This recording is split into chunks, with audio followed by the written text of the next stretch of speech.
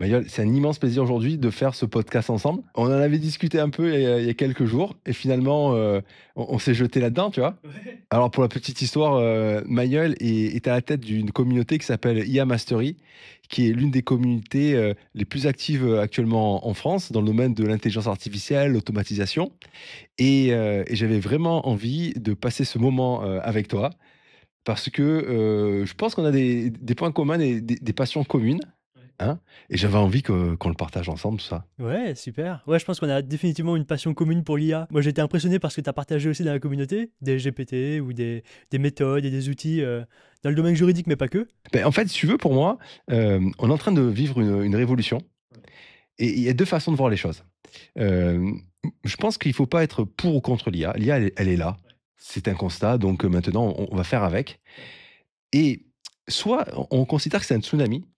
On peut avoir peur, se mettre dans un coin, voir cette immense vague en train d'arriver qui pourrait tout détruire. C'est Mhm. une des possibilités. Elon Musk disait, il y a quelques semaines, l'IA, dans 80 des cas, lorsqu'on va atteindre l'AGI, cette, intelligence, générale, ça peut être extraordinaire et dans 20 ça peut être la catastrophe. Ouais.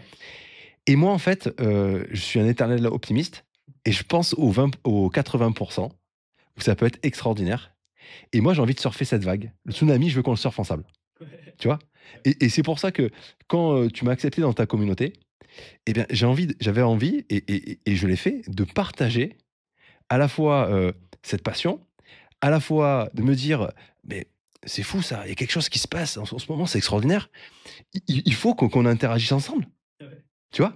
Mhm. Et tu m'as donné cette opportunité et j'ai trouvé ça vraiment, génial. Franchement, pour ceux qui ne sont pas encore abonnés à IA Mastery, cette communauté, n'hésitez pas, faut venir, vous allez voir, les échanges sont d'une qualité Ouais, extraordinaire. c'est sûr. Il y a je sais pas si on peut les citer, je pense, Oui, bah les oui. hein? Ouais, les leaders, Ouais. Bah, il y a Laurent Gérard, par exemple, qui partage des choses fabuleuses. Blodoc aussi, qui fait un effort monstrueux avec des outils qui sont géniaux. Moi, c'est ce que j'adore, l'aspect communauté, où on se met tous à créer des choses pour la communauté et à partager des choses comme ça. Caroline aussi, qui fait des choses fabuleuses. Bref, en fait, et puis, ce qui est surtout intéressant, je trouve, c'est qu'en fait, on est beaucoup.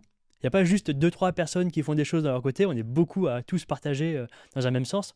Et c'est utile dans le sens où il y a plein de gens qui, comme tu dis, ont sûrement peur parce que c'est un tsunami, parce que ça risque de causer plein de licenciements et plein de problèmes dans la société.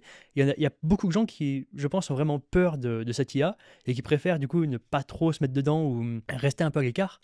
Et je pense que là, ce genre de partage et ce genre de communauté, et ce que tu peux apporter toi aussi avec ton contenu, je pense que ça aide beaucoup de gens à se lancer dedans et à dégrossir et à avoir moins peur de ce truc inconnu, quoi. beh, oui et en fait, tu m'as donné une opportunité extraordinaire, c'est que je suis avocat, je suis spécialisé en dommages corporels. Ça fait maintenant 2 ans que, il y a pas un jour où j'utilise pas, l'IA dans mon activité. C'est quelque chose qui me comble. Je fais des formations depuis plus d'un an de mes confrères et c'est quelque chose qui me donne énormément de bonheur, de joie de partager ça et le fait d'être dans une communauté où on utilise l'IA et je vois les différentes utilisations qui existent dans d'autres métiers, en fait. Et moi, ça, c'est vachement enrichissant parce que ça m'a permis de progresser et de transposer dans mon activité à moi. Mm. Tu vois? Ouais. Et ça, c'est génial. Et c'est une des raisons pour lesquelles on en a discuté un peu ensemble avant que je me lance. J'ai créé ma communauté d'IA Ouais. pour les juristes. Ouais. Tu vois? Et c'est génial, ça fait 2 semaines, on est une petite centaine, ça s'apprend. Mais déjà, je vois à l'intérieur des échanges. Mm. Voilà, je trouve ça vraiment génial, tu vois, de partager sur ça. Ah oui, exactement. J'ai bien observé comment c'est depuis le lancement, cette communauté, et c'est super parce qu'il y a des premiers échanges qui se forment, et puis ça va devenir un espace incroyable pour toutes les personnes qui sont dans le domaine juridique et qui, justement, qui savent pas forcément par où commencer, qui sont un peu perdus, qui n'ont pas forcément les bonnes méthodes, et ça va être vraiment une super ressource pour eux d'arriver, de se lancer là-dedans et d'avoir accès aux meilleures ressources, aux meilleures connaissances et surtout à l'aspect partage tous ensemble, quoi. Bah, ça, j'adore. Ouais, Alors, tu vois, aujourd'hui, c'est un podcast, c'est le premier qu'on fait ensemble. c'est vrai. J'espère qu'il y en aura d'autres et j'espère qu'on aura des invités aussi, Ouais. dans les prochains mois et cetera et j'avais envie de permettre à toute la communauté, à toutes ces personnes sur YouTube qui nous suivent et cetera, beh, de nous connaître un peu plus pour partager notre passion et à cet égard, c'est quoi ton parcours, toi? Alors, j'ai commencé il y a un moment, c'est un peu atypique, mais j'ai commencé parce que je voulais me lancer dans l'entrepreneuriat depuis vraiment longtemps. Et j'ai commencé à l'époque, j'étais au lycée, j'avais pas beaucoup de compétences, mais je maîtrisais un truc, c'était Notion. Et du coup, je me suis dit, bon, bah, lançons-nous là-dedans. Du coup, je me suis vraiment formé à fond sur Notion, le logiciel, les formules, toutes les propriétés, ouais, tout ça, tout le fonctionnement. Et rapidement, je me suis rendu compte d'une chose, c'est que si jamais on ajoutait de l'automatisation à côté de Notion, en fait, on pouvait aller beaucoup plus loin et on pouvait développer, mais vachement plus, les fonctionnalités. Donc, j'ai commencé à me former dans l'automatisation avec Make, avec Zapier et avec N8N, avec tous ces outils. Je me suis formé à fond, du coup, j'ai pu développer mon activité à ce niveau-là. Et puis, bah, un jour, il y a un peu plus de 2 ans, quand j'ai vu arriver ChatGPT et quand j'ai compris ce que c'était, et que j'ai compris ce que ça pouvait donner en automatisation, c'est là où j'ai compris qu'il y allait y avoir un changement majeur. Et du coup, je me suis lancé là-dedans à fond. Et depuis, je me forme constamment pour essayer de rester au top. Et d'ailleurs, pour rebondir sur Notion, ça fait partie des premières applications qui ont intégré l'intelligence artificielle. Oui, c'est Hein, vrai. hein, Ouais. parce qu'on pouvait déjà générer un peu de texte, on était accompagné. Et je crois que même ils ont fait une mise à jour très récemment où ça a encore passé un cap. Franchement, c'est en constante évolution. Ouais, exactement. Ils l'ont intégré à fond dedans depuis longtemps, c'est un peu des visionnaires à ce niveau-là.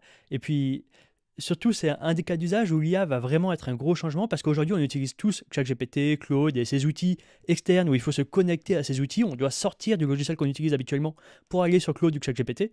Mais je pense que là où il va y avoir, dans les prochaines années, les vrais changements, c'est quand dans tous les logiciels qu'on utilise aujourd'hui, comme Notion, comme Google Docs ou comme tous ces logiciels, comme PowerPoint, etc., quand il y aura de l'IA intégrée là-dedans, c'est là que tout le monde, au quotidien, on va voir des vrais changements, je pense. Mais alors, j'ai rien à cacher là, hein. J'ai passé une très petite nuit, moi. Il s'est passé quelque chose d'extraordinaire hier, hein. Il y a un tweet qui est passé sur X. Je vois OpenAI qui nous parle de la première automatisation. Est-ce que tu peux nous en parler un peu? Parce que enfin, c'est vraiment ton domaine, et c'est un domaine sur lequel tu excelles, tu partages, tu as des solutions. Et là, d'un seul coup, OpenAI, bam, il propose une automatisation. Waouh! Eh oui. Ils avaient annoncé que cette année, ce serait vraiment l'année de l'automatisation et des agents. Et effectivement, ils ont frappé fort hier, en début d'année. Ils ont lancé les opérators. C'est des agents IA qui peuvent prendre le contrôle de l'ordinateur et qui peuvent piloter eux-mêmes des pages web. Donc, par exemple, j'ai vu ta vidéo justement hier qui en parlait, à précédent, sur bah, un test concret où bah, tu peux nous expliquer, je pense que tu expliqueras Ouais, bien. en fait, lorsque je prends connaissance de cette information, bon, moi je résiste pas, hein. Il est 11 heures du soir, je dois aller me coucher et je vois l'information, je dis: «Waouh!» Je prends mon téléphone et là je me dis: nouvelle fonctionnalité, Europe, IA Act, RGPD, ça va pas très bien ensemble». Donc immédiatement, le premier réflexe, c'est je prends un VPN pour me connecter aux États-Unis. Et là, il se passe quelque chose, c'est que je n'ai pas, de forfait à 200 $ par mois. Je l'ai utilisé pour le tester, mais j'ai pas renouvelé. Et dans la présentation, ils disent: «C'est uniquement les personnes qui ont, accès à ce, forfait qui peuvent pouvoir utiliser, Operator». Ça s'appelle Operator, cette nouvelle, application de ChatGPT. Et je teste et bing, ça marche. Waouh! Je dis: «Bon, alors qu'est-ce que je peux faire?» Et je regarde. On peut acheter des billets, on peut, partir, en voyage et cetera, et je vois, on peut réserver une table. Un petit restaurant romantique à Paris, c'est ça. Exactement, et je me suis dit: «Bon tiens, bah, Paris, et on va voir ce que ça fait». Et ce que j'ai fait immédiatement, c'est que j'ai filmé mon écran Ouais. en direct et j'ai regardé, et là je vois quelqu'un qui prend le contrôle de mon écran, c'est ChatGPT, et je vois, il commence à chercher. D'abord, il se trompe, il cherche Paris dans un état de Virginie et rapidement, il s'auto-corrige. Je vois ça en direct. Alors je l'ai coupé à la vidéo parce que pour faire un short, il faut moins de 3 minutes. Ouais. Mais je vois ça. Et je vois qu'il voit Paris, France, il cherche Montmartre, petit restaurant romantique, Ouais. il cherche, les horaires, et là où c'est extraordinaire, c'est qu'à ce moment-là, il peut aller jusqu'au bout et il me dit: «Si vous souhaitez, vous pouvez prendre le contrôle». Waouh! OK, je prends le contrôle, qu'est-ce qui se passe? Hop, je prends la main, je choisis, je sélectionne, une date, une heure, et à ce moment-là, est-ce qu'il faut envoyer, l'invitation? Oui, bon, j'annule tout parce que j'allais pas réserver Ouais, pour un c'est sûr. restaurateur, tu vois? Mais c'est tout ce qu'il y a derrière, en fait, Ah ouais, c'est c'est tout, impressionnant. hein? Bah, complètement. Qu'est-ce qu'on pourrait faire? C'est quoi les 1ères idées qui te viennent, toi? Alors, je pense qu'en cas d'usage de particulier, personnel, on va voir pas mal de choses et on pourra gagner du temps sur la réservation de billets d'avion, de restaurants, ou sur toutes les tâches un peu basiques, envoyer des messages, ou toutes ces tâches basiques. Mais là, moi, où je pense qu'il va y avoir vraiment un gros changement, c'est que ces agents qui deviennent vraiment autonomes, je pense qu'ils vont quand même, bah, c'est sûr, ils vont quand même prendre une part de plus en plus importante dans les entreprises. Et on arrive dans un monde où c'est un peu fou quand on y pense, mais on est là entre collègues dans une entreprise, dans un open space, et à côté, il y a des agents IA qui vont devenir vraiment des employés, en vérité, qui vont bosser avec nous, qui vont faire partie de l'équipe, parce que, et ça paraît fou à dire, mais en fait, on en arrive à des IA qui sont performantes, qui savent ce qu'elles font, qu'on peut entraîner à fond sur des données précises et sur des données d'entreprise, et qui sont capables d'être vraiment autonomes. Tu vois, moi, là, j'ai une image qui me vient. Bon, pour ceux qui me connaissent un peu, moi, je suis un fan des Marvels, tu vois. Ouais. Et là, je vois Captain America qui arrive et qui dit Avenger Rassemblement. Parce que, tu vois, dans le meilleur des mondes, j'ai les Avengers dans mon cabinet, tu vois. Parce que j'ai créé, moi, des GPT. J'en ai un qui est capable de faire de l'argumentation, de la contre-argumentation. J'en ai un qui est capable de trier des pièces, de les interpréter. J'en ai un qui est capable de faire des résumés, des synthèses de fichiers. J'en ai un qui est capable d'envoyer des mails, etc. Et là, je vois très bien le Captain America du cabinet, le super avocat qui dit Avengers, on y va. J'envoie des pièces. Alors là, il faudra faire attention, bien entendu, à tout ce qui est protection des données, RGPD, parce que ça, c'est une vraie problématique, tu vois. Mais une fois que cette difficulté sera résolue, et il va y avoir des solutions, parce que on parle d'IA qui travaillerait en local sur l'ordinateur ou sur le téléphone. Et je crois qu'en plus, Apple, ils ont pris une avance folle sur ça, hein. Oui, complètement. Ils Hein. sont dedans. Tu vois, les puces M2, M3, M4, on se disait à l'époque, mais pourquoi il y a autant de puissance dans des puces? À quoi ça va servir? Ouais, Et Apple, ils ont fait un truc de fou, c'est que au lieu finalement d'aller piocher, chercher l'or, ils donnent des pioches. c'est ça, exactement. Tu vois? Tu as trouvé la bonne stratégie. C'est extraordinaire. Et là, moi, je vois bien, une fois qu'on a réglé ce RGPD, eh ben, j'envoie ce dossier et les agents vont me trier des tâches qui sont chronophages. Et après, c'est moi qui, au petit matin, récupère un brouillon des actes. Et c'est moi, en tant qu'avocat, parce qu'on ne va pas me remplacer l'IA, hein. Moi, je te le dis, Tu passes euh, la loupe. ouais, moi, je deviens un super avocat avec ça. Eh Mais ouais. je ne suis pas remplacé. Parce que l'IA, elle ne va pas plaider à ma place. Par contre, toutes les tâches où il y a moins de plus-value, elle va les traiter. Et là, sur la stratégie, sur l'analyse juridique, c'est moi qui vais apporter une plus-value. Je vais pouvoir aller au bout des choses, tu vois. Et je crois que, de par ta compétence, toi, dans l'automatisation, il y a plein de chefs d'entreprise qui vont pouvoir bénéficier de tous ces outils. Pour l'instant, ça remplace personne, mais ça les augmente un peu en ajoutant des. En fait, un peu comme s'il y avait un secrétaire à côté, s'il y avait une personne pour aider sur toute la partie recherche, sur toute la partie. Un exemple d'automatisation, par exemple, que les chefs d'entreprise et que les entrepreneurs adorent, c'est tous ces outils, ces agents de recherche autonomes. Ça, c'est impressionnant aussi. Simplement en demandant un sujet, il y a des agents qui vont faire toutes les recherches, qui vont scraper toutes les informations sur Internet, qui vont récupérer une quantité, mais qui nous prendrait une journée entière à lire, et que ces agents vont lire en quelques secondes, et ensuite faire un compte-rendu complet, envoyé dans Notion ou dans Slack ou peu importe. Et c'est extraordinaire. Quelqu'un qui veut faire de la prospection, Ouais. qui veut, mais qui a une super solution, qui veut vendre, mais il faut qu'il trouve le client idéal. Il peut très bien faire cette demande sur identification d'un avatar d'un client. Mon client, il a tel besoin, etc. Va chercher et au petit matin avoir un rapport complet. Et on pourrait même aller plus loin. C'est-à-dire que je crois qu'il y a même des solutions d'appel froid Ouais. où l'IA pourrait même faire des prospections, appeler les entreprises pour proposer des solutions. Ouais. Et après, le commercial arriverait derrière pour finaliser tout ça et faire gagner un temps fou, en fait. Exactement. Mais c'est ce que tu disais en fait, c'est qu'en fait, l'IA va pouvoir prendre toutes ces tâches qui n'ont pas beaucoup de valeur, qui ne sont pas les plus critiques. Donc par exemple, faire des appels froids, les premières minutes d'un appel froid, puis les premiers appels froids, souvent, c'est pas une tâche à haute valeur parce que c'est pas, il n'y a pas besoin d'être un commercial d'excellent niveau pour faire des appels froids classiques à plein d'entreprises. Du coup, l'IA va pouvoir prendre toutes ces tâches, les automatiser, ces tâches qui prennent beaucoup de temps aux commerciaux, mais qui sont pas non plus hyper valuable. Et après, les commerciaux, il va leur rester juste les tâches les plus importantes de closer, de faire les recherches et d'avoir la relation avec le client. Mais comme tu dis, ces automatisations, ça va leur faire gagner un temps fou et les augmenter. Et moi, je pense à un domaine qui concerne l'humanité, tu vois, c'est le domaine de la santé. Ouais. Euh, c'est un patient qui vient, qui a une pathologie particulière, et c'est souvent sur les pathologies les plus particulières que les diagnostics sont les plus difficiles. Mm. Et là, le médecin qui pourrait interroger l'agent autonome en disant, voilà, mon patient, il a telle et telle difficulté, pathologie, etc. Et quelques minutes après, avoir le résultat de toutes les recherches mondiales. Et à la fin, bien entendu, c'est le médecin qui va donner son diagnostic final, qui va décider d'aller plus loin, etc. Tu vois? Ouais, complètement. Waouh! Mais en fait, c'est marrant que tu en parles par hasard, mais je bosse avec 2 entreprises en ce moment dans le secteur médical et c'est intéressant parce que quand on pense IA, on pense souvent à ChatGPT, à Claude, à Midjourney, à tous ces usages qui sont vraiment pratiques au quotidien, qui sont super vraiment, mais qui sont pas non plus Midjourney c'est super mais c'est pas non plus une révolution, ça va pas changer le monde pour l'instant. Et en fait dans le domaine de la santé, c'est là où on voit des changements mais majeurs avec l'IA et qui sont pas grand public, du coup on en parle beaucoup moins, c'est pas ce qu'on voit à la télé, c'est pas ce qu'on voit sur YouTube avec les premières vidéos qui font le plus de vues, vraiment pas, mais des cas d'usage impressionnants. Il y a une entreprise avec qui je bosse, par exemple, ils font quelque chose de fabuleux, c'est toutes ces maladies rares, justement, il manque cruellement de données. Cruellement. Et du coup, ils ont du mal à faire des recherches, ils ont du mal à aider les patients parce que, comme c'est des maladies rares, par définition, il y a très peu de données, il y a très peu de scanners, il y a très peu d'informations. Et cette entreprise, avec l'intelligence artificielle, ce qu'ils peuvent réussir à faire, du coup, c'est anonymiser toutes les données dans le monde entier, les centraliser et donner accès aux radiologues et aux centres d'imagerie médicale. Et résultat, on a beaucoup plus de données, on peut beaucoup mieux traiter toutes ces maladies rares grâce à de l'intelligence artificielle. Tu vois, ça fait écho. Il y a quelques jours, Donald Trump a prêté serment et il a indiqué qu'il y a un projet qui s'appelle Stargate. Ouais. T'as entendu parler? Impressionnant. 500 milliards investis dans les prochaines années dans une intelligence artificielle. Et justement, il parlait de ces maladies rares qui pourraient être soignées, diagnostiquées, traitées. Et il parlait même de possibilités.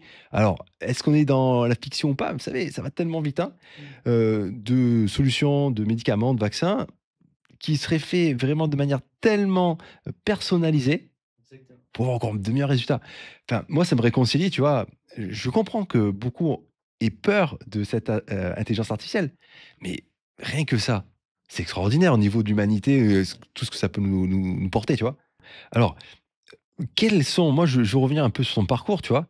Mhm. Là, on est dans une phase où on est en train de vivre ensemble une révolution. Ouais. On veut être des acteurs. Donc on participe, on essaie de contribuer à notre petit niveau, tu vois. Mais dans ton parcours, finalement, est-ce qu'il y a des choses que tu referais différemment, tu vois, par rapport à ce que tu es en train de vivre aujourd'hui? Ou finalement, non, ça t'a forgé, tu es la personne que tu es aujourd'hui grâce à tout ce parcours, et finalement, tu changerais rien. Ah, c'est une bonne question et difficile. Non, je suis très content de là où j'en suis. Maintenant, si je pouvais revenir en arrière, je me mettrais beaucoup plus vite dans l'IA et je pense qu'on est tous un peu pareil. Parfois, on n'a pas eu un déclic tout de suite. Parfois, on a eu du temps avant de comprendre que ça allait vraiment être un changement majeur dans la société, que c'était pas juste une mode ou que c'était pas juste des usages un peu basiques et tout. Et, et résultat, ouais, je m'y mettrais beaucoup plus dès le début. Je perdrais beaucoup moins de temps et je me formerais beaucoup. Parce qu'il y a tellement à apprendre dans ce domaine. Je pense que tu l'as vu. D'ailleurs, ce serait intéressant que tu nous parles de comment tu formes les avocats. Moi, je. Il s'est passé la chose suivante, c'est que à partir du 5 décembre 2022, on a eu accès à OpenAI. Et je peux t'assurer que dès le lendemain, parce que je faisais une veille, tu vois, sur. Ouais. Je suis un peu un avocat geek, tu vois. Ouais. Les sites internet, c'est moi qui les ai construits, etc. Ça me passionne. J'aime bien avoir une certaine indépendance. Ouais. Et je pars du principe aussi que un bon avocat, c'est un avocat qui est curieux. Mm. Donc, j'essaie de m'intéresser à tout ça. Et en plus, quand ça te plaît, il y a la passion qui vient derrière. Et le 5 décembre 2022, c'est une date qui me marque, hein. Je vois ChatGPT 3.5. Et là, je vois un potentiel fou. Alors, je commence à l'utiliser, je discute autour de moi. Il n'y a pas trop d'écho. On est 2 mois après, au mois de février, je vois un de mes confrères, j'en parle. Il me dit: «Ah, non, c'est nul, j'ai essayé, il fait que des erreurs, tout ça et tout». Bon. Et sur le coup, j'étais étonné parce que moi, j'avais de bons résultats. Je me dis: «C'est bizarre, j'ai de bons résultats». Et je cherche à me former, il y avait personne qui formait. Mm. Il y avait pas de formation. Mais il y a une université au monde qui commençait à former sur l'intelligence artificielle générative, c'est Harvard. Ah oui. Et Harvard a permis, alors sans certification, sans diplôme, hein, Ouais. admis à titre gratuit un accès à leurs cours. Ouais.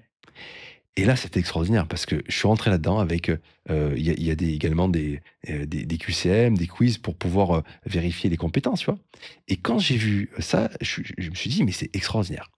Et au fur et à mesure, il y a eu des youtubeurs, on peut le dire, il y a un youtubeur qui a bien marché, c'est Ludo Salem. Oui, c'est vrai. Hein. Je trouve que c'est sympa, j'aime bien ces vidéos. Il a commencé un peu à vulgariser tout ça. On est rentré là-dedans. Il y en a d'autres qui ont émergé aussi, tu vois. Et parmi les avocats, il n'y avait pas de formation par un formateur juriste. Oui. Et les solutions qui étaient proposées en formation étaient bien, étaient sympas, mais ils ne correspondaient pas à notre métier. Oui. Tu vois, parce que l'IA générative, tu peux très bien faire de la vidéo, tu peux très bien faire des images. Mm. Moi, dans mon métier, il n'y a aucun intérêt, hein. Ouais, c'est sûr. Tu vois? Bon, et après, il y a d'autres applications où, pareil, faire des blogs, mis à part pour développer le cabinet, ce qui est un point aussi important, mais Oui, si tu veux, c'est un petit truc, tu vois? ouais, c'est sûr. Et moi, je me suis lancé là-dedans et j'ai commencé à faire mes propres prompts. J'ai commencé à avancer, à avoir des résultats qui étaient extraordinaires, des écueils aussi, tu vois? Ouais. Et j'ai créé des GPTs où, ben, on peut faire, de l'argumentation, on peut faire des évaluations des préjudices corporels, des prestations compensatoires, et cetera, et cetera. Et c'est là, en fait, que je me suis dit: «Mais ça, il faut que je le transmette à mes confrères». Ouais. Il y en a qui galèrent, qui perdent un temps fou. Moi, je gagne entre 1 à 2 heures de temps par jour. Mm. Et ce temps, en fait, qu'est-ce que j'en fais? Ben, il y a 2 solutions. Soit c'est ma famille qui peut en bénéficier, Ouais. et ça, c'est cool. Ouais, c'est sûr. Soit, ben, au contraire, ça va être, ben, mes clients parce que je peux m'investir encore plus dans la relation humaine. Et ça, j'adore. Et en fait, là, actuellement, c'est surtout, mes confrères dans la formation qui en bénéficient, tu vois? C'est la journée que j'ai gagnée, je la passe en formation, tu vois? Ouais. Mais tu vois, tout ça, cette approche, elle a été possible aussi grâce à toi, de manière indirecte. Merci. Et ouais, non, mais je te le dis parce que, le fait que tu aies donné un accès à, des prompts donc alors, on va expliquer brièvement c'est quoi un prompt. Bah, alors je te laisse faire, c'est quoi un Ouais, prompt? très bien. Un prompt, c'est une requête, c'est un ordre, on pourrait traduire ça comme ça, qu'on donne à une IA. Parce que le principe, c'est que toutes ces IA, ChatGPT, Claude, Gemini, tout ça, c'est des chats, c'est juste des chatbots, et du coup, c'est vachement libre. Mais le problème, et c'est un peu frustrant, c'est ce dont tu parlais il y a juste 5 minutes, c'est qu'il y a plein de gens qui l'utilisent et qui sont en mode, mais moi, j'ai pas des très bons résultats. Et c'est justement parce qu'en fait, il n'y a pas de fonction. En fait, il faut juste taper les bonnes phrases. Mais du coup, il faut quand même se former, il faut quand même trouver ces bonnes phrases, il faut quand même y passer du temps, parce que sinon, on se retrouve à avoir des mauvais résultats. Alors qu'en fait, avec juste des phrases différentes, avec juste quelques mots différents, on pourrait avoir des résultats 10 fois meilleurs. Mais tu dois le voir complètement dans ce que tu fais. Et alors je brandis sur ce que tu dis, tu vois? Moi, j'ai fait ma petite méthode, j'appelle la méthode RTSCI. C'est quoi? Je donne un rôle, je donne une tâche, voilà, tu es un avocat en droit de la famille, ta tâche, c'est écris, cet email. Je donne, une spécificité, je veux en 150 mots, je veux un ton professionnel. Le C, c'est le contexte, je donne un maximum d'informations. Et après, le I, c'est, l'interaction, voilà. Ça, c'est une petite méthode. Il y en a d'autres, hein, tu vois? Ouais. Mais rien que, de respecter ce type de formalisme, les résultats, ça Ah mais complètement. Mais le juriste qui arrive sur ChatGPT et qui lui demande rédige-moi un email pour répondre à telle proposition, tel machin, il va avoir, avec une phrase comme ça simplement, il va avoir un résultat qui est pas bon, qui est pas intéressant, et du coup souvent va blâmer ChatGPT ou va blâmer l'IA en disant c'est pas très bon. Et en vérité, quand tu creuses, et avec ce genre de prompt là, tu as des résultats qui sont 10 fois meilleurs. Mais ça prend du temps de bien les écrire, de bien les trouver. C'est pour ça que ce que tu fais avec une communauté où on partage tous les prompts et tout, ça aussi ça va aider beaucoup de monde. alors, je rebondis encore. Je disais que tu as permis de progresser. Pourquoi? Parce que ta communauté a mis à disposition, pour différentes professions, des exemples de prompts. Et en fait, après, chacun avec sa conscience et son envie d'évoluer, on peut réutiliser ça et chercher un moyen de l'adapter à son activité. Mm. Tu vois? C'est ça. Et un niveau supérieur, au-dessus, du prompt, pour moi, il y a le GPT. Oui. Est-ce que tu peux nous en parler un peu, toi, quand tu Oui, bien construis un sûr. GPT, voilà, c'est quoi qui est important pour toi? Comment tu fais? Enfin, Ouais, c'est vraiment quelque chose de vraiment pratique. On peut créer une version personnalisée de ChatGPT. Donc, on peut mettre des instructions, donc des prompts qui sont vraiment complets, qui sont vraiment spécifiques. Et donc, typiquement, si jamais, bah, pour les juristes, tu vas pouvoir créer un GPT spécifique avec les bonnes instructions. Dès que tu lui donnes un document spécifique, tu vas avoir un résumé pile comme toi tu le veux, dans ton style, comme ce dont tu as l'habitude d'avoir. Et du coup, les résultats sont bien meilleurs. Donc, ouais, un GPT, c'est une version personnalisée où on met vraiment un prompt spécifique. On peut aussi mettre des documents. Donc, bah, tu en as fait plusieurs. Je pense que si tu peux en citer un. bah, écoute, moi, j'ai créé un GPT qui fait des consultations juridiques. C'est un assistant, alors c'est pas un avocat, hein, c'est un assistant, mais en fait, j'ai alimenté, par de la documentation, juridique, des dispositions légales, en particulier.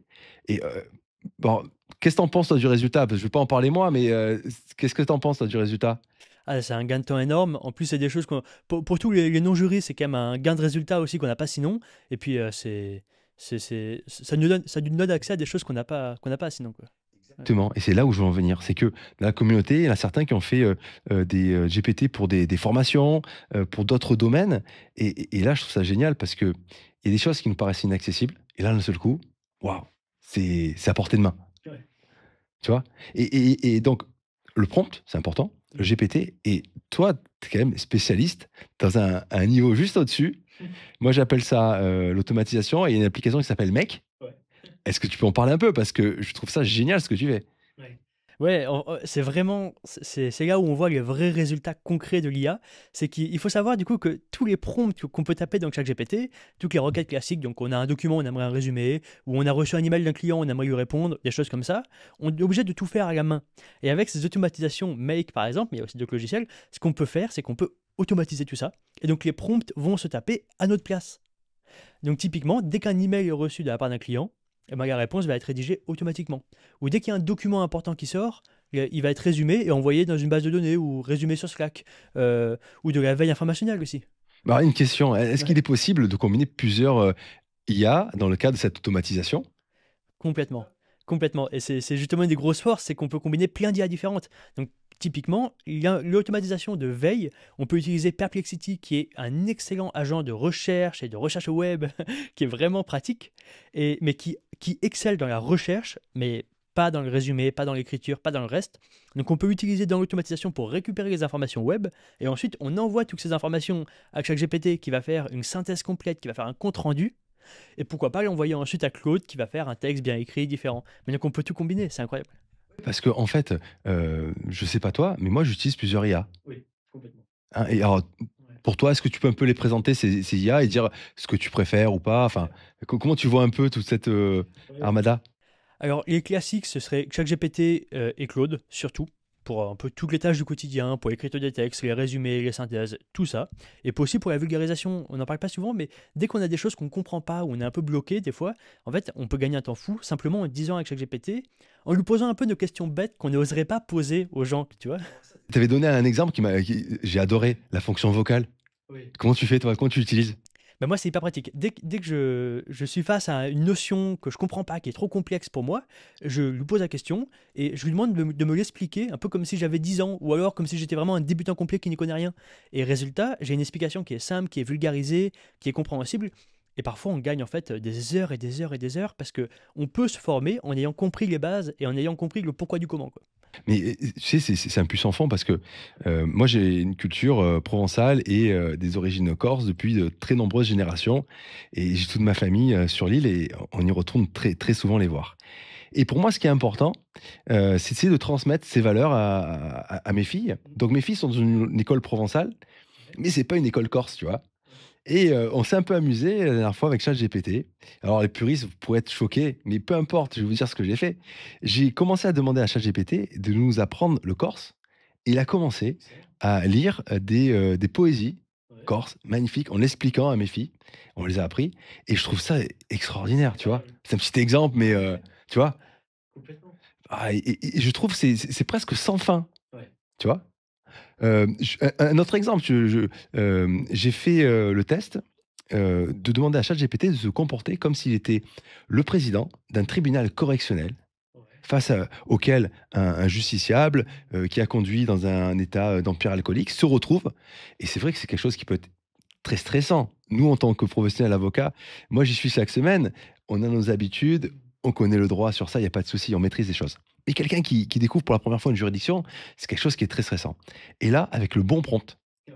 ChatGPT peut se comporter comme un magistrat. Alors non pas dans la décision qui sera rendue ou quoi, ça, on n'y touche pas, il y a aucun souci. Mais simplement, ça peut entraîner une personne à s'exprimer à haute voix sur un sujet qui est délicat, qui le met en cause et avec le bon prompt, encore là, une fois de plus, j'insiste sur ça, hein, C'est sûr. on peut avoir également des recommandations. C'est-à-dire qu'à la fin, on a le résultat qui est écrit et ChatGPT peut dire: «Ben, vous voyez là, lorsque vous avez répondu ça, et ben, moi il aurait été préférable pour vous de répondre, ça». Ouais. Tu vois? C'est un petit exemple, c'est dans mon domaine, tu vois? Mmh. Mais je trouve qu'il y a plein de possibilités avec cette fonction vocale. Complètement. Moi, j'en utilise aussi une autre, c'est intéressant, c'est la prise de notes. C'est bête, mais on est en voiture, il y a un trajet à faire, c'est long, par exemple 1 heure de voiture, c'est 1 heure de temps un peu perdu. Moi, je mets le téléphone comme ça sur le petit support et je peux lui parler à voix haute et il peut faire une prise de notes complète, comme si j'avais un greffier à côté de moi ou une personne qui prenait tout et il m'écoute, il note tout. Et puis après, quand je rentre chez moi, en fait, j'ai pu écrire un email alors que j'avais les deux mains sur le volant, ou j'ai pu réfléchir à voix haute et prendre des notes, où on peut faire un milliard de choses comme ça en gagnant du temps. Et je crois que tu as également la fonction, memory. Oui. C'est génial ça. C'est hyper pratique. Pour ceux qui connaissent pas bien, il faut qu'on en parle. Du coup, c'est ChatGPT apprend nos interactions. C'est-à-dire que plus on lui parle, plus il récupère des informations un peu clés. Et bon, évidemment, il ne faut pas donner trop d'informations privées ou quoi que ce soit, faut faire attention. Mais on donne des informations qui n'ont rien de privé, qui ne sont pas confidentielles et qui ne sont pas critiques. On peut lui donner des choses sur nous qui va lui permettre ensuite de. Bah, on peut lui demander, en te basant sur ce que tu sais de moi, qu'est-ce que je devrais proposer à ce client, par exemple? Ou comment est-ce que je pourrais améliorer ma stratégie sur tel domaine ou tel. Et on a des bonnes réponses, on a des réponses franchement impressionnantes. C'est une astuce que je te donne, que je trouve qui est sympa. C'est que lorsqu'il m'interpelle, lorsque je pose une question, il me dit Maître Imbert. Alors, c'est pas tant j'ai besoin du maître ou du monsieur ou quoi que ce soit, on n'en est pas là. Mais simplement, c'est que je sais quand il dit Maître Imbert, ça veut dire qu'on est dans un cadre professionnel. Et je lui ai appris en mémorisant que lorsque je suis chez moi, avec des informations que j'ai décidé de lui transmettre, eh bien, c'est plus Maître Imbert, c'est Patrice. Et du coup, l'interaction que je peux avoir parfois avec mes filles, pour lesquelles il peut raconter une histoire, tu vois, ça change complètement. C'est pas le même vocabulaire, c'est pas la C'est même hyper façon de faire. intelligent comme astuce. Ouais, tu vois. En fait, je lui crée un jeu de Ouais, rôle en fait avec lui, ouais. en mémorisant dans la Mm. fonction mémorise. Ah, c'est excellent ça. Tu vois. Ouais. Bon, après, il y a plein d'autres exemples, mais alors, on parle de la fonction vocale. Moi, il y a quelque chose qui, dans la communauté, a permis de partager, c'est la fonction podcast automatique, et c'est pas ChatGPT, c'est une autre IA, et j'aimerais que tu en parles parce que ce qui s'est passé là, faut qu'on le partage, tu vois. C'est quelque chose de super. C'est incroyable. Alors pour ceux qui ne connaissent pas, il y a une IA qui s'appelle Notebook LM et c'est incroyable parce que ça rend la formation et l'apprentissage tellement plus accessible. Pour expliquer un peu, on peut mettre plein de sources différentes, on peut mettre des bouquins entiers, on peut mettre des PDF qui sont complexes, on peut mettre des études scientifiques, on peut mettre des papiers académiques, bref, on met tout ce qu'on veut là-dedans et on peut discuter avec. Et il se base donc sur ces informations pour nous répondre. Et donc on a accès, on peut mettre plein de papiers académiques, plein de choses sérieuses et il nous répond en discutant simplement. Mais je te pose la question. C'était en anglais. Normalement, et c'est ça qui est impressionnant. Donc, il peut générer un podcast là-dessus. Il peut prendre en fait toutes les sources et en faire un podcast qu'on peut écouter. Donc, en fait, c'est hyper facile pour apprendre. Et dans la communauté, c'est la magie d'une communauté, c'est ce que j'adore. On pensait tous que c'était uniquement en anglais parce que c'était annoncé que c'était que en anglais. Machin, voilà, on pensait ça. Et puis, il y a un membre qui a trouvé une technique avec un prompt spécial. Encore une fois, tout est dans le prompt pour avoir un podcast en français. Et du coup, il a partagé. C'était trop bien. On a tous profité. Eh ben, parce que maintenant, non seulement on peut faire un podcast en français, depuis ça a encore évolué. On peut même participer maintenant au podcast. C'est ça. Non, mais ça, c'est génial. On peut les interrompre et mettre au grain de sel et dire non, moi j'aimerais bien qu'on parte dans telle direction plutôt ou qu'on parle de ça plutôt. Et c'est incroyable. Et pour apprendre, c'est tellement plus simple. Et alors, qu'est-ce que tu en penses, toi, du niveau des voix chez Google par rapport aux autres parce qu'on a Eleven Labs qui est très bon, tu vois. Bon, ChatGPT qui a ses voix avec un accent, qui est anglo-saxon, etc. Mais moi, sincèrement, je suis bluffé par Google. Moi, je m'attendais vraiment pas à ça. Quand j'ai testé la première fois, quand j'ai testé un podcast justement qui était partagé dans la communauté, pour la première fois, je m'attendais à avoir un résultat qui était un peu mauvais comme on a l'habitude, qui est vraiment. Et c'est franchement très propre. Bon, hormis quelques accents québécois, des fois, t'as sûrement remarqué. Dans le podcast, des fois, il prend un accent québécois qui est un peu marrant. Mais hormis ces quelques anecdotes qui sont pas non plus handicapantes, les voix sont impressionnantes. Ouais. Vraiment. Toujours sur cette interaction qu'on a avec les machines, et on reste sur Google, parce que sincèrement, sur les dernières années, alors j'ai pas de bons points à donner ou à fustiger les uns les autres. Je trouvais que Jiminy était en retard. Lorsqu'il y a eu des présentations, ils ont fait souvent des erreurs, tu vois. Euh, bon, on va pas reprendre les problèmes d'image. Bon, voilà. Ça, c'est presque ça devient anecdotique. Mais d'un seul coup, je trouve qu'ils ont passé un cap depuis quelques semaines. Et l'une des dernières fonctionnalités qu'on a testées, où on peut lui montrer notre écran et lui demander ce qu'il en pense. J'ai fait une petite vidéo, tu vois, mais est-ce que tu peux en parler de cette fonctionnalité? Enfin, je trouve ça waouh. Pareil, c'est impressionnant. On peut lui donner accès à notre écran, donc, et il peut lire les informations, il peut nous aider, on peut discuter avec lui simplement, et dès qu'on ne comprend pas quelque chose, ou qu'on est bloqué quelque part, ou qu'on a un document et qu'on aimerait extraire des informations, on a accès, on a vraiment un peu un Jarvis. Pour reprendre cette Ouais, idée. ouais, mais j'ai l'impression des fois d'être Tony Stark, d'avoir Jarvis. C'est ça, Mais on va y exactement. venir un jour, On va y franchement. venir, ouais, je pense vraiment. Ouais, on y est là, je pense que c'est juste une question de temps. Jusqu'au niveau même qui est un peu terrifiant où on va arriver avec des puces à la Neuralink. Je sais pas ce que tu en penses et si tu Alors ouais, c'est cette évolution, moi sincèrement, alors, c'est pas pour faire le philosophe, mais, Dieu m'a fait, parfait, pas Patrice Imbert, mais a fait l'homme parfait comme il est et c'est vrai que, je me contente de ce que je vis et après le développement, bah, je fais tous les matins, je fais de la méditation depuis des années, ça m'apporte énormément. Je fais du sport tous les jours parce que c'est un équilibre aussi, tu vois? Bon, heu, mais c'est vrai que d'avoir, cette, augmentation de soi, ça peut être intéressant. J'utilise les méta, Ray-Ban. Ah oui? C'est génial. Excellent. C'est génial parce C'est que bien. ouais, ouais, on m'appelle, j'ai le son immédiatement. C'est mes lunettes de vue, lorsque je travaille les dossiers. OK. Il y a l'IA intégrée puisque, je peux, la consulter. L'évolution dans les prochaines semaines, c'est quoi? C'est de permettre une, traduction automatique lorsqu'on est à l'étranger. Oh, ça, c'est pratique. Bah, ça serait extraordinaire parce que ça permettrait d'enlever les barrières, des langues, tu vois? Mmh. Maintenant, de là à, et alors là, c'est l'avocat qui est spécialisé en responsabilité médicale qui parle, tu vois? C'est une autre casquette. Je connais l'aléa thérapeutique, Mmh. les accidents, médicaux, fautifs ou non fautifs. Heu, il y a beaucoup de prudence encore, tu vois? Donc il y a des pionniers, Neuralink avec, Elon Musk, se sont lancés là-dedans. Je leur souhaite le meilleur, en espérant qu'il y ait pas trop de problèmes. Mmh. Mais pour l'instant, je trouve ça encore, prématuré, tu vois? Ouais, Peut-être dans quelques années, ça sera encore plus accessible. ouais. En tout cas, quelle est la place pour toi, de l'homme aujourd'hui, dans cet environnement qui est en train de changer? Ouais. Bah, ça, c'est un vrai questionnement parce qu'on va arriver dans une époque où, genre, en fait, ça fait combien de temps qu'on est les plus intelligents sur Terre? Ça fait, je sais pas, j'ai pas de date exacte, mais ça fait 300 000 ans, ça fait une éternité qu'on est les plus intelligents sur Terre. Et un jour ou l'autre, je sais pas si c'est dans un an, dans 2 ans ou dans 10 ans, mais on va avoir une entité qui est aussi intelligente que nous. L'IAG, l'intelligence artificielle générale, qui est aussi intelligente que nous, et un jour elle le sera même plus. Donc on ne sait pas si c'est pour dans 2 ans ou pour dans 20 ans, à quel point ça va arriver, mais il y a un jour où il faudra qu'on gère ça, et on l'a jamais géré, on n'a jamais eu ce défi à résoudre, et puis ça paraît un peu impossible. Comment tu arrives à garder le contrôle d'une entité qui est plus intelligente que toi? Beh, la question, c'est est-ce qu'il va y avoir un conflit d'intérêts, en fait? Ouais. Et le conflit d'intérêts, ça sera sur quoi? Est-ce que ce sera sur les ressources? Mmh. Puisque nous, on consomme des ressources, Ouais. l'IA va consommer des ressources. Mmh. Peut-être que cette IA, générale qui aura un QI extraordinaire Ouais. permettra de trouver des ressources naturelles Mmh. qui permet d'arrêter, la pollution. Là, ce serait génial, Ouais. on le souhaite. C'est vrai qu'il y a des questions éthiques qui sont vachement importantes Ouais. et tu vois, je prends l'exemple du couteau suisse. Un couteau, c'est extraordinaire, ça peut permettre de donner à manger, à sa famille Ouais. et ça permet aussi de tuer quelqu'un, tu vois? Donc ça dépend nous, comment on va utiliser ces outils, en fait. Mmh.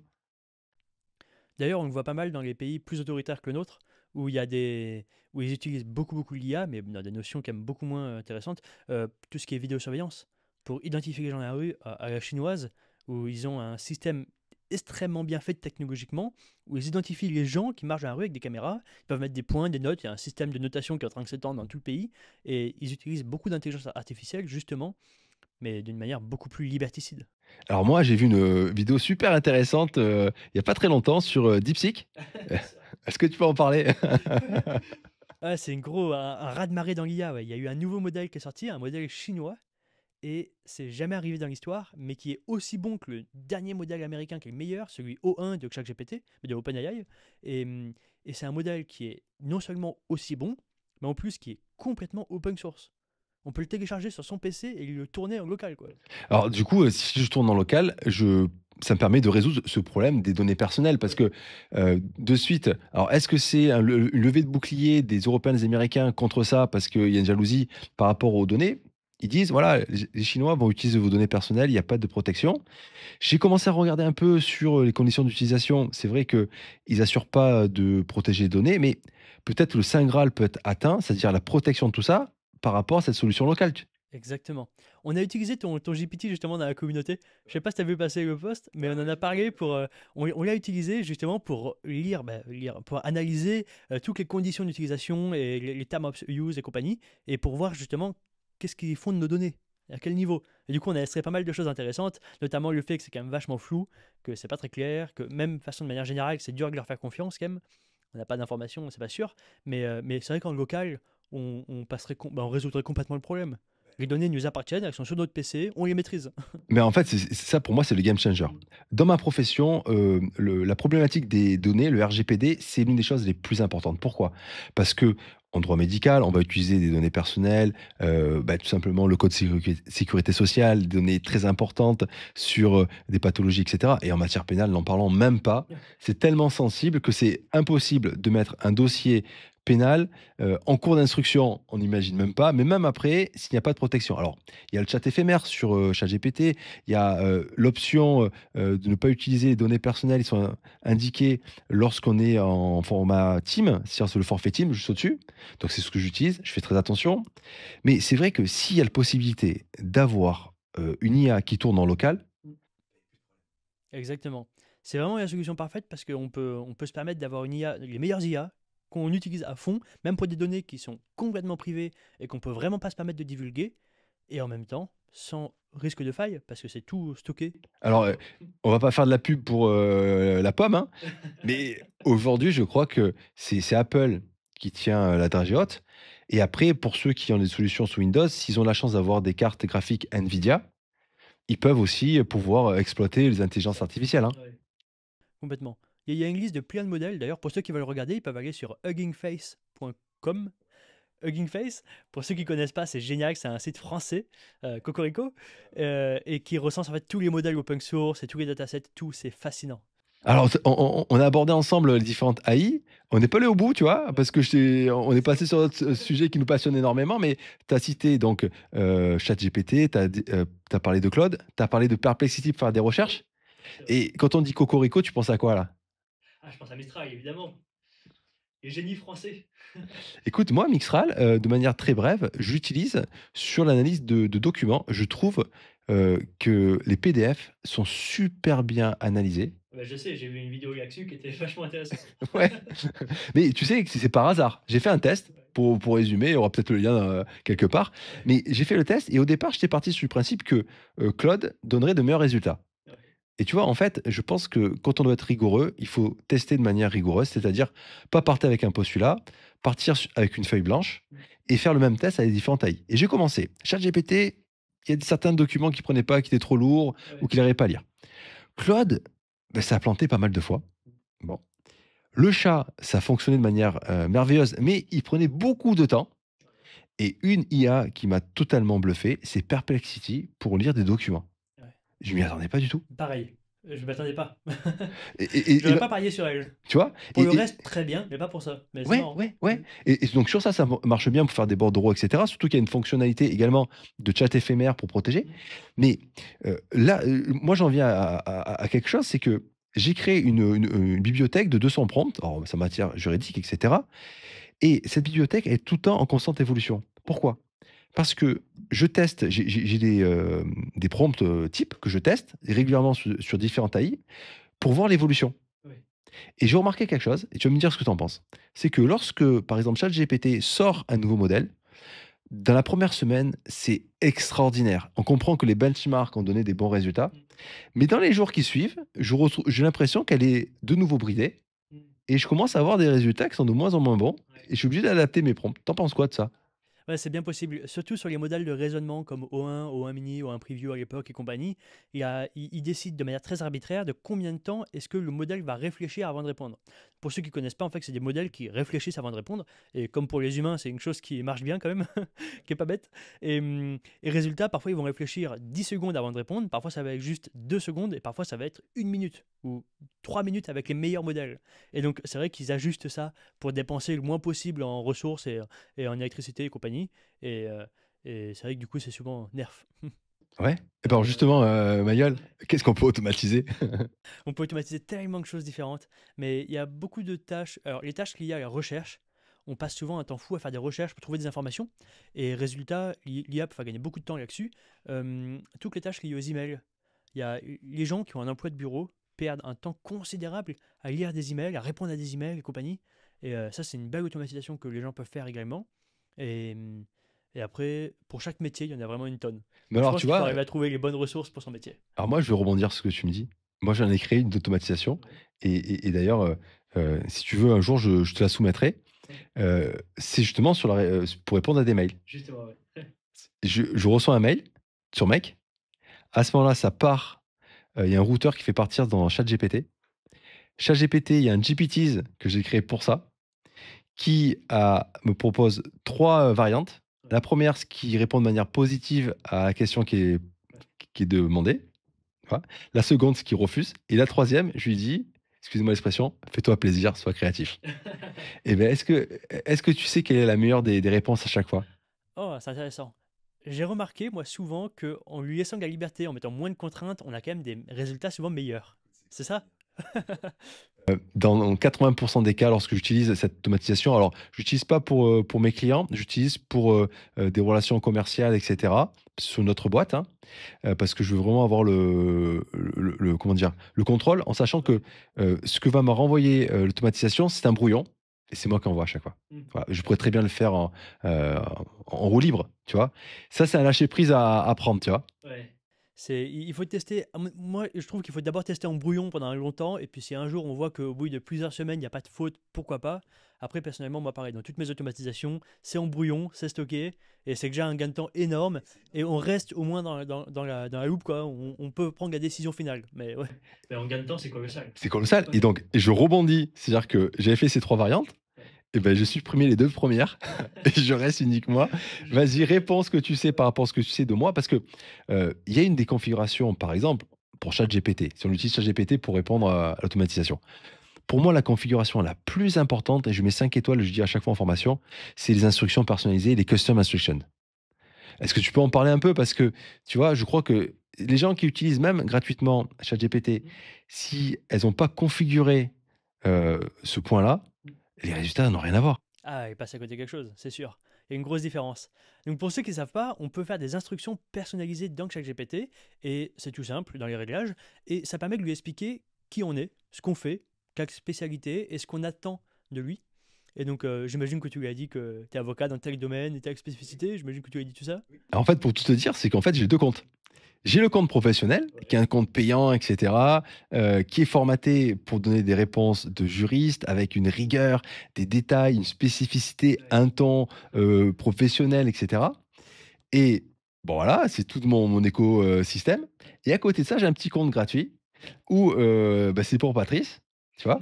Et bah, là, c'est pour faire d'autres recherches, pour faire un peu des images, et cetera, le côté un peu plus, ludique. Et j'ai d'autres instructions personnalisées, et il répond pas de la même manière, tu vois?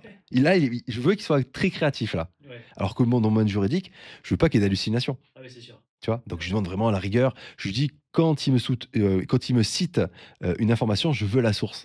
Ouais. C'est moi l'avocat, c'est moi qui ai le contrôle, je veux maîtriser mon outil. Mais quand je suis dans un cadre créatif, si je veux faire, bah, des chansons, une histoire, Ouais. bah, là, il faut qu'il soit créatif, il faut Ouais. qu'il se lâche. Ouais. Par contre, c'est génial. Ouais. C'est une bonne astuce, c'est d'avoir deux comptes différents. Mais du coup, moi je me demandais un truc depuis un moment, c'est en tant qu'avocat et dans cette formation, c'est quoi les cas d'usage qui reviennent le plus à chaque fois, qui sont les plus utiles au quotidien avec l'IA? Ah, le game changer, c'est l'analyse de documents. Ouais. Il faut que tu saches, Extraire des informations ou pour avoir un résumé? pour les 2. En fait, il faut que tu saches, c'est que des dossiers, des fois, on a des dossiers qui font plusieurs tomes, c'est quelque chose qui est monstrueux. Et lorsqu'il fait de l'analyse de documents, il fait pas d'hallucination parce qu'il a une donnée brute et il fait l'analyse. Et sur ça, il fait gagner un temps fou pour faire, par exemple, des résumés. Mais là où moi, je me suis amusé pour le piéger, j'ai le code civil qui est entièrement scanné. Je me suis amusé, donc c'est plus de 300 pages, hein. Je me suis amusé à mettre en plein milieu une disposition du code administratif. Ouais. D'accord? Et donc, ça, j'ai utilisé avec Gemini parce qu'il a une ouverture, une fenêtre plus importante au nombre de tokens. Il peut vraiment, voilà. Et sur notre book, c'est Gemini qui va gérer ça, on peut le demander. Et je lui dis, peux-tu m'indiquer dans ce document, ben, qu'est-ce qui te paraît incohérent? Et ben, il a Il trouvé. trouve. Il a trouvé. C'est C'est impressionnant. extraordinaire. Ouais. Donc imagine si tu es dans le cadre de recherche de nullité ou quelque chose qui doit être analysé et qui prend beaucoup de ressources et de temps. Là, sur ça, l'IA peut trouver. Et après, c'est moi, en tant que professionnel, je vais regarder ce qu'il a trouvé, l'analyser, et ça correspond. Et moi, il y a un domaine sur lequel ça a changé ma vie de professionnel. C'est dans le cadre de la responsabilité médicale. Tu vois, faire analyser des documents médicaux, alors il faut l'anonymiser, mais ça, c'est pas un problème, ça se fait facilement. Il faut le mettre en point doc sur Word et tout ce qui est lié à un nom, on dit bah, tu le changes en Monsieur Dupont, Madame Durand, peu importe, ça va vite. Mais en tout cas, lorsque j'ai une pathologie, en utilisant Perplexity, par exemple, il va me faire des recherches. Je vais lui demander des études, donc il va me faire une synthèse. Et là, je vais lui dire, voilà, par rapport à ce protocole de soins, peux-tu faire l'analyse, comparer par rapport aux données acquises de la science Ouais. et me dire qu'est-ce qui n'a pas fonctionné. Et D'accord. là, il trouve à chaque fois. Oh. Et pour aller un peu plus loin, lorsque j'interviens devant un expert, alors moi, j'ai une particularité, je suis diplômé de la faculté de médecine en plus d'être avocat. Ah ouais. J'ai fait des diplômes universitaires, domaine traumatisme crânien, domaine du dommage corporel, etc. Malgré tout, il faut avoir l'humilité. Je ne suis pas un médecin, Ouais. voilà. Et en plus, face à un expert qui est encore plus spécialisé dans un domaine de médecine, c'est intouchable. Ouais. Voilà. Donc l'avocat qui va se permettre de dire Monsieur l'expert, là, je ne suis pas d'accord. Bon, ça marche 30 secondes et après, c'est terminé. Crédibilité zéro. Et en fait, c'est pas la place de l'avocat. Ouais. Par contre, l'avocat, dans le cadre des ordonnances qui sont faites par le magistrat donne une ordonnance et il donne la mission de l'expertise. Mhm. Donc moi, en tant qu'avocat, je vais vérifier si l'expert respecte la mission qu'a donnée le magistrat. D'accord. Et dans cette mission, il est possible d'interroger l'expert. On fait ce qu'on appelle des dires. Et Ouais. c'est là que c'est génial. C'est que moi, je vais jamais dire à monsieur l'expert, ce que vous dites, là, vous me dites que 2 plus 2, ça fait 4,1. C'est vrai, j'ai un doute, mais je ne vais pas me dire qu'il dit quelque chose qui correspond pas. Je vais lui poser la question, je vais dire, voilà, il y a une étude qui dit que 2 plus 2, ça fait 4. Il y a 5 études qui le disent au niveau international, etc. Voici les études. Pouvez-vous m'expliquer pourquoi vous considérez que ça fait 4,1? Et ça change tout, tu Beaucoup vois. plus efficace, bah oui, bien sûr. Bah oui, tu poses une question, je suis légitime. Ouais. Et là, c'est l'IA qui m'a aidé, tu vois. Exactement. Toi, comment tu Ouais. verrais, toi? On a parlé des automatisations, et je crois que le sujet, Ouais. il est vaste.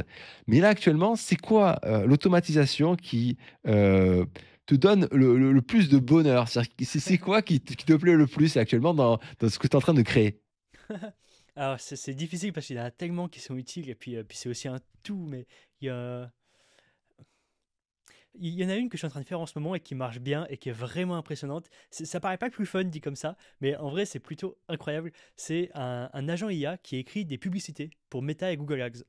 Voilà, ça paraît pas fun, mais en revanche, c'est impressionnant parce que j'ai passé un temps fou sur l'entraînement pour qu'ils soient entraînés sur des super scripts et sur le meilleur travail des meilleurs copywriters.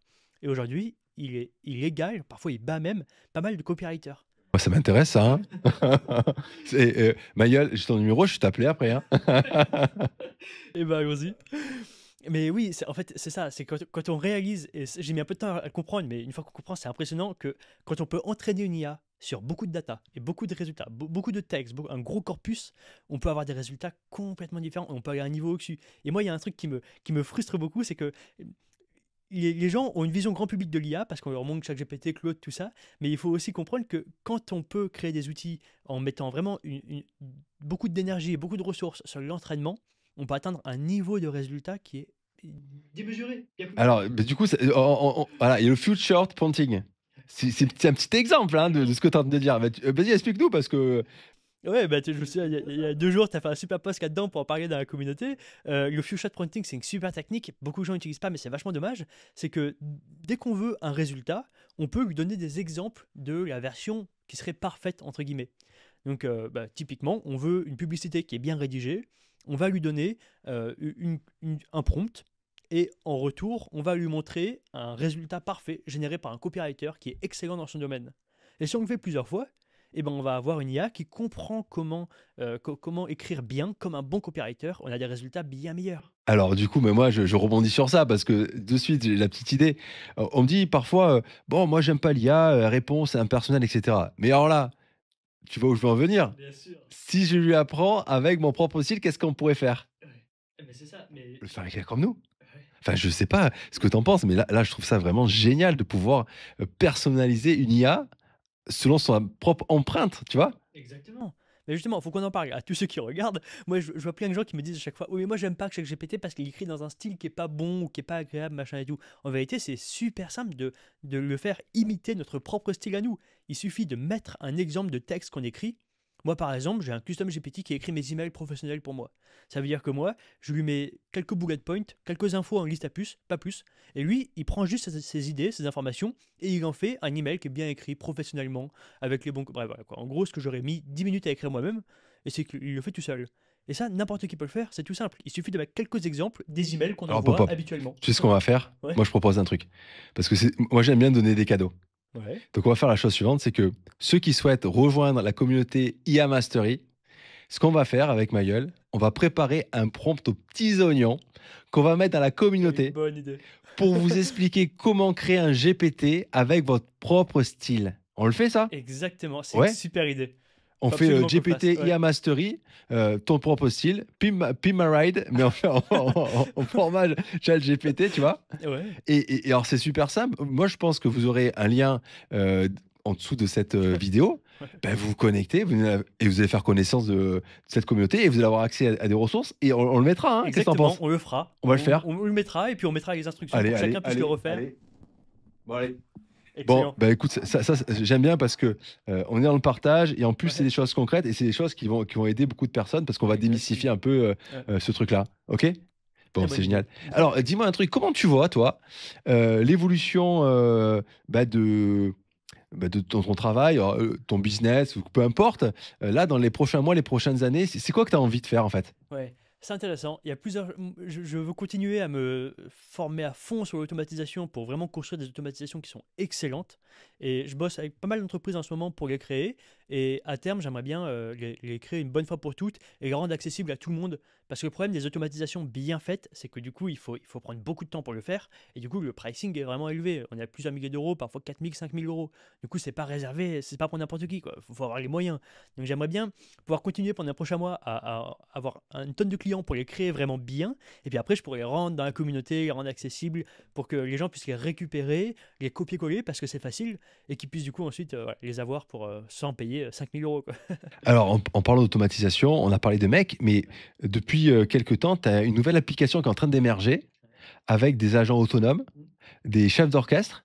Est-ce que tu peux expliquer un peu le principe et comment on pourrait utiliser ces nouveaux outils, en fait, hein? Ouais, bien sûr. On parle de la nuit-tête ou de relevance? Relevance. Ouais. Les deux sont très bons, mais relevance, c'est excellent. C'est un concept qui est juste incroyable. On en parlait un peu au début, on disait qu'il y a des employés IA qui vont commencer à rejoindre les entreprises, et c'est vraiment le cas, notamment avec Relevance AI. Et on peut créer un agent qui excelle dans une tâche précise, et ensuite on peut les mettre ensemble pour bosser ensemble. Pour donner un exemple, du coup, pour reprendre, moi j'ai une petite équipe justement qui écrit ces scripts publicitaires pour Meta et Google Ads. Et résultat, ce qui se passe, c'est qu'en fait, il y a un agent qui est excellent uniquement dans la rédaction du script. Il y en a un qui est excellent juste dans le fait de trouver l'idée. Et en fait, on peut les former individuellement sur une tâche bien précise. Et après, on les met en équipe. Et du coup, quand on a besoin d'un script, c'est le premier agent qui commence et qui va trouver l'idée et le bon angle. Ensuite, il va envoyer les infos au deuxième agent qui va écrire le script. Ensuite, au troisième qui va rédiger une bonne accroche, un bon machin, etc., etc., etc. En équipe, quoi, en symbiose. L'équipe, ouais, c'est un peu le rêve que j'avais en début du podcast et là, c'est en train de se concrétiser et vraiment, je trouve que c'est des perspectives extraordinaires. Alors, dans le cadre des vidéos que tu fais sur YouTube et d'ailleurs, moi, je suis abonné à ta chaîne et j'adore ta chaîne. J'aime bien le rythme et tout, je trouve que c'est super sympa. Là, tu as décidé de passer sur des, comment tu dis? Des crashs, comment tu dis? Ah oui, crash course. Des crash courses. Waouh! Ouais, bien sûr. En fait, il y a deux types. Les formations en ligne, très souvent, c'est des formations qui sont vachement longues pour maîtriser quelque chose de A à Z. Et c'est super. Une formation Make qui va durer 10 heures et qui va apprendre comment utiliser Make et comment créer des automatisations, elle dure 10 heures, c'est super, c'est génial. Mais les trois quarts des gens pourraient avoir des résultats. En fait, on pourrait avoir des super résultats en juste 1 heure de formation. Et ces crash courses, c'est le principe, c'est une formation qui est courte, qui dure moins d'1 heure, mais qui permet d'avoir les meilleurs résultats. En fait, c'est le meilleur rapport temps-résultat qu'on peut trouver. Ça, c'est dans le cas des formations et je crois que tu es en train d'en préparer certaines et j'espère qu'on va vite, les voir émerger. Mais c'est vrai que j'ai remarqué que depuis quelque temps dans ta chaîne YouTube, tu fais des vidéos un peu plus courtes. Moi, je préfère, hein, mais après, on est tous différents et cetera et il faut respecter toutes les opinions. Mais je trouve que tu vas à l'essentiel, c'est super dynamique. Donc la question, c'est pourquoi tu vas vers cette direction-là? C'est intéressant parce qu'en fait, moi, quand je regarde le YouTube français, et même aux États-Unis, c'est un peu le même problème, je trouve. Je sais pas, je dirais pas que c'est un problème, mais c'est un truc, un fait quand même, c'est que toutes les vidéos sont quand même plutôt longues. Ludo fait de super vidéos, mais ça dure une demi-heure à chaque fois. Il y a ça, il y a Johan aussi qui fait des super vidéos sur plus que le côté images et vidéos, etc. Mais c'est vrai que quand ça dure très longtemps, c'est pas la même attention qu'on peut avoir en fait. C'est ça. Et puis, moi, je trouve que c'est une très bonne chose et c'est un genre de vidéo qui permet voilà, d'aller vraiment en profondeur dans chaque chose. Mais moi typiquement, j'ai jamais eu le temps de regarder une vidéo pendant une demi-heure. Donc, je me retrouve à juste prendre des passages, à regarder en x1,5. Alors que quand tu réfléchis, il y a plein de passages qu'on pourrait couper et toutes les informations seraient là. Donc moi, je pense à tous ces gens qui sont un peu comme moi et qui n'ont pas forcément beaucoup de temps, et j'essaye de condenser au maximum, couper toutes les parties qui sont pas hyper utiles, et pour qu'en 5 minutes, il y ait toutes les infos. Et ben alors moi, du coup, j'ai eu un comportement d'évitement avant que tu sortes ce type de format très court qui correspond à ce que je recherche. Moi, ce que je faisais faire, c'est que je faisais faire des résumés à ChatGPT. Oui. Tu vois? T'as un petit GPT qui fait des résumés, ce qui est pas mal parce que ça permet de pouvoir avoir connaissance de beaucoup de choses et d'aller à l'essentiel, tu vois. Mais c'est vrai que quand on a une vidéo qui est déjà synthétisée, et qui va droit au but, et surtout, ce que je trouve qui est génial, c'est que comme tu partages tes ressources dans la communauté, ben après, on a accès à des informations et on peut aller encore plus loin, tu vois. Ouais, c'est sûr. Ah non, ChatGPT pour résumer des vidéos, c'est hyper pratique. Ça, je suis bien d'accord. Après, quand il y a des choses un peu visuelles, comme des automatisations ou des tutoriels un peu complexes, ça a quand même ses limites des fois. Donc, donc ce genre de format qui est un peu plus court, un peu plus condensé, je pense que c'est pas mal. Et ça correspond à des gens qui... Ça correspond à un autre type de personnes, mais des gens qui ont moins le temps et qui veulent aller vite à l'essentiel, quoi. Mm. Bah, écoute, c'est un peu le mot de la fin là. Bah, écoute, si tu devais résumer, la dernière année qui vient de se passer là, comment tu nous ferais partager un peu tes émotions? Est-ce que c'est à la hauteur de tes attentes? Est-ce que tu as encore plus d'ambition? Enfin, comment tu vois les choses? Voilà. Ouais, alors ça a complètement surpassé mes attentes parce qu'il y a une notion que j'avais jamais prévue et que j'avais jamais envisagée. C'est une communauté qui est vraiment active et engagée et où il y a une notion de partage d'open source où on se partage tout. Et en fait, j'avais jamais eu ça et j'avais jamais pensé que ça pouvait être aussi puissant et aussi agréable. Et donc ça, pour moi, ça a complètement dépassé mes attentes. Je m'y attendais pas. Et après, je suis aussi hyper, vraiment hâte de voir ce qui va arriver dans 2025 parce que cette année, on a eu déjà une tonne de nouveautés, on a eu plein de modèles d'IA. Mais t'as vu, toutes les semaines, il y a un nouveau truc, c'est hallucinant. Et ça fait que progresser. Et on y est, quoi. Il n'y a pas une semaine sans qu'il n'y ait pas une nouvelle évolution. Je le dis à chaque fois dans mes vidéos, ça sera presque un slogan, mais c'est vrai, hein. Enfin, moi, c'est. Enfin, moi, sincèrement, c'est un bonheur absolu. J'en ai pas peur, au contraire. J'avais plein de petits rêves quand j'étais enfant. Je voyais beaucoup de séries à la télévision, et en fait, tout est en train de se réaliser là, tu vois. Exactement. Toi, c'est quoi le truc que tu attends pour 2025, là? Le truc que tu aimerais vraiment voir arriver, là, maintenant? Alors de manière, implémentée, moi j'aimerais bien avoir cet agent autonome, vocal comme il est actuellement, développé. C'est une solution que j'aimerais bien, c'est Vapi qui propose ça. Ouais. Tu vois? Donc j'aimerais bien, l'implémenter dans mon cabinet pour, permettre un accès à des informations lorsque le cabinet est fermé. Voilà. Pour l'instant, j'ai des secrétaires qui font un boulot extraordinaire, Ouais. qui ont un super contact humain, qui connaissent bien les dossiers. Mais lorsque le cabinet est fermé, c'est un répondeur où au contraire, on peut rien faire. Ouais. Et là, j'aimerais bien que l'IA puisse prendre le relais Ça. Ouais. pour pouvoir permettre au cabinet de continuer à vivre quand je suis pas là, parce que j'ai un blog avec un chatbot, avec l'intelligence artificielle. Et donc, quand le cabinet est fermé, ben, les gens ils peuvent continuer à avoir des informations, prendre des rendez-vous, etc. Donc ça, c'est génial, tu vois, ça continue. Mais cette interface vocale, c'était pas développé. Donc là, cette année, moi, ce que j'ai deux ambitions. Un, c'est mettre en place ça. Et deux, c'est mettre en place les Avengers. Du droit. C'est-à-dire d'avoir Captain America qui va dire Avenger Rassemblement avec cette IA manager au-dessus, par rapport aux solutions que tu as indiquées. Une autre qui est capable de préparer des résumés de dossiers, enfin, de documents. Une autre qui a préparé des brouillons de correspondance, etc. Pour me permettre le matin, un peu comme lorsque on avait plusieurs collaborateurs, on prenait le travail, on le corrigeait, etc. On donnait des instructions. La même chose, mais c'est toujours moi qui ai la main. C'est toujours moi qui décide, ce qui est bien, ce qui est pas bien, qui modifie. Et je vais tout te dire, c'est que actuellement, je n'ai jamais utilisé un résultat d'une IA à 100. Mm.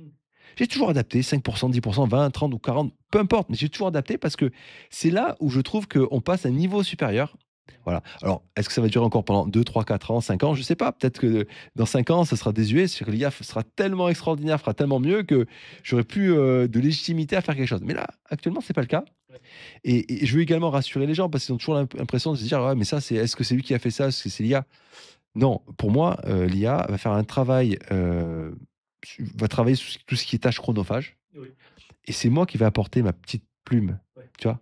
Mon petit grain, mon savoir-faire, ma vision, Mm. ma personnalité, Ouais. parce que je vois les choses comme ça, et voilà, c'est comme ça que je vois les choses, tu vois? Donc 2025, Ouais. l'année commence très bien, Ah, c'est sûr. et J'espérais mieux. Ouais écoute, ben, moi, je te laisse le mot de la fin. En tout cas, pour ma part, c'était génial cette interview.